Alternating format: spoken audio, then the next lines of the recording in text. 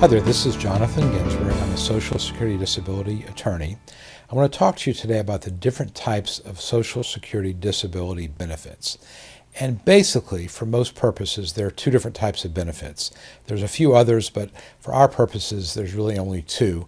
The other types are kind of subsets of these main two. One type is called SSDI, Title II benefits, or Social Security Disability Insurance benefits. The other type is called SSI, Supplemental Security Income Benefits, also called Title 16. And the differences are this. SSDI is for people who've paid into the system. It's important to know that when I say paid into the system, it's basically within the last 10 years. If you've worked for 5 out of the last 10 years, you can qualify for SSDI. If you worked 20 years ago and worked for 20 years but have not worked in 15 years, then you're probably not going to qualify for SSDI because your insurance credits run out. Typically, your insurance credits follow you for about 5 years after you stop working, then you're no longer insured for SSDI. So it's for people who have worked and paid into the system relatively recently, within the last 10 years or so. And that's SSDI. The typical amount of the benefit is going to be anywhere from $1,000, $1,500, $2,000, maybe even $2,500. That's typically what I see. The average that I'm seeing is about $1,800, $1,900 per month. And again, it's for people who've paid into the system and they're drawing out the same way they might draw out retirement money, but it's from a different part of the trust fund. It's called the Disability Trust Fund, and they're going to get about what they would get for retirement in SSDI. The second thing about SSDI is that Medicare is associated with SSDI. If you've been disabled for 2 years, then you become eligible for Medicare, again, which goes along with SSDI. So that's the SSDI Title II disability insurance benefits for people who've worked and paid into the system. If you have never worked, or if you've worked and it's been a long, long time ago, then you probably won't qualify for SSDI. In that case, your best shot is SSI. Now, SSI is a type of almost a welfare program. It's for people who have very low assets, very low income, don't own very much, and they're going to get a amount of money that is set by the government. It changes every year. For 2016, it is the grand total of $733 a month. So if you qualify for SSI in 2016, you're going to get, at best, a whopping $733 per month.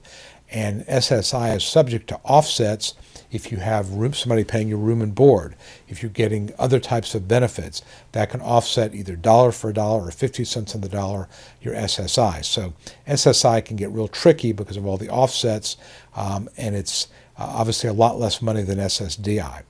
SSI goes along with Medicaid. So if you become eligible for SSI, you immediately become eligible for Medicaid. Again, contrast that to SSDI, where you have to wait 2 years to become eligible for Medicare. Why they have all these convoluted rules, I can't tell you, but that's just what they are.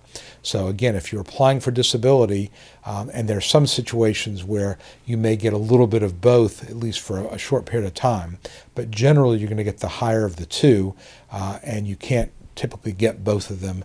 You're not going to be able to add the two together, but there's a 5-month waiting period in SSDI cases where you may be able to get some SSI. So what I tell people is when they're applying, tell them that you want to apply for both SSDI and SSI. That will max out what you can get. And again, there's a lot of very convoluted rules about when you can apply and what you get in terms of past due benefits. That's beyond the scope of this video. But again, if you remember that when you apply for benefits, apply for both of them. If you don't qualify for SSI, they'll knock it out, but at least you've tried to go ahead and apply for that. One final point, because of the offset, the income offset, one of the more frustrating parts of what I do is having to tell people they don't qualify for either SSDI or SSI. Why? Because they have a spouse that is working. So I've had a number of phone calls from folks, and again, not always, but typically it's a woman who has been a homemaker, has not worked in a number of years, becomes disabled, but because her husband is working, her husband's income offsets her right to SSI because it's household income. So even though she may be completely disabled and she worked for 20 years a number of years ago, back in the 80s and 70s. At this point in time, she hasn't worked in the last 10 years. She can only pursue SSDI in her own earnings record. There is no earnings record. She can't get SSI because her husband is working.